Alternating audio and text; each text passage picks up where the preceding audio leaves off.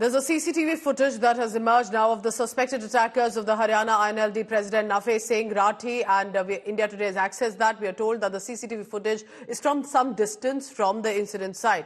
There is this suspicious vehicle in which 4 shooters, as it looks like, arrived. Look closely on your screens. The police have seen that the CCTV cameras that were installed around the scene of the incident as well. Efforts are being made to trace the vehicle number, but one vehicle clearly looking suspicious has been noted.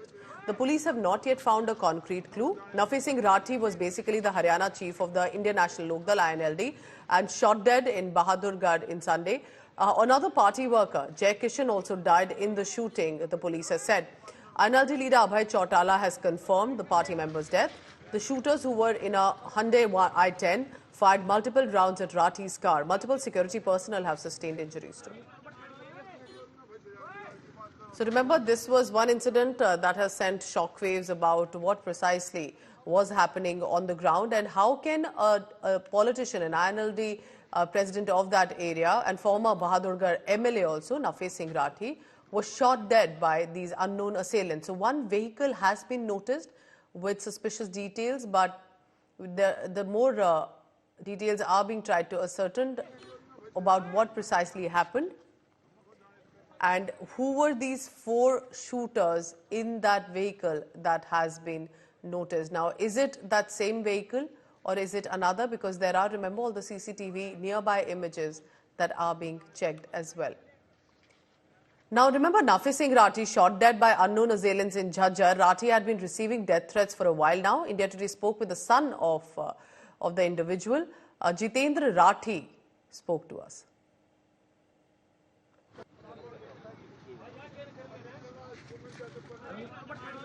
जब बराई फाटक पे वो पहुंचे तो पीछे से गोलियां मारते हुए बदमाशों ने उनके गाड़ी के ऊपर हमला कर दिया।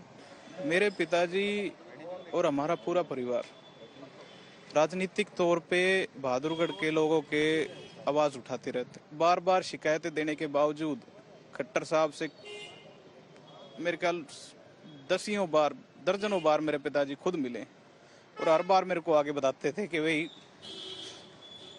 मेरी बात हो गई है, सिक्योरिटी दे देंगे, लेकिन उन्होंने नहीं दी। उन्होंने मेरे पिताजी को मरने के लिए छोड़ दिया।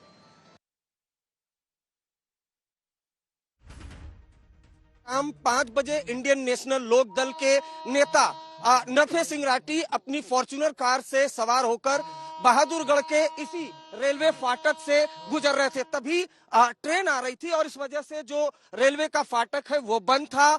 जो फॉर्च्यूनर कार थी वो यहाँ पर आकर रुकती है और तभी जो कार में सवार अज्ञात 3 से 4 हमलावर आते हैं और ताबड़तोड़ फॉर्च्यूनर कार पर हमला बोल देते हैं, जिसमें नफेज सिंह राठी को एक के बाद एक कई गोलियां लगती हैं, जिसमें नफेज सिंह राठी की मौके पर ही मौत हो जाती है, जबकि नफेज सिंह राठी की कार में सवार एक और इंडियन नेशनल लोक दल का जो कार्यकर्ता था उसकी भी मौत हो जाती है।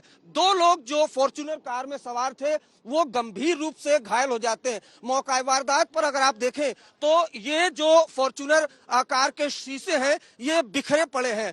जो पुलिस के सूत्र हैं वो बताते हैं तकरीबन 20 से ज्यादा राउंड फायरिंग नफेज सिंह राठी की कार पर हुआ और इसी वजह से कई गोलियां नफेज सिंह राठी को लगी। ये भी बताया जा रहा है कि जो हमलावर हैं उनके निशाने पर नफेज सिंह राठी ही थे, जबकि जो एक कार्यकर्ता था वो भी हमलावरों का निशाना बना। पुलिस ने आसपास के कई सीसीटीवी फुटेज खंगाले, जिसमें साफ साफ दिखाई दे रहा है कि जो संदिग्ध हमलावर है वो लगातार नफेज सिंह राठी की कार का पीछा कर रहे थे।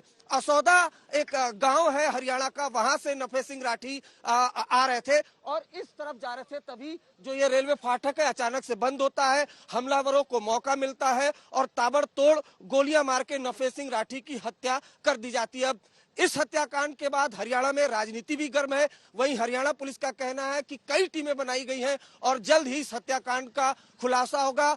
पुलिस आपसी रंजिश का भी शक कर रही है। शक ये भी है कि सुपारी किलर के जरिए इस हत्याकांड को अंजाम दिलवाया गया। कैमरामैन दीपक बिष्ट के साथ अरविंद ओझा, हरियाणा आज तक।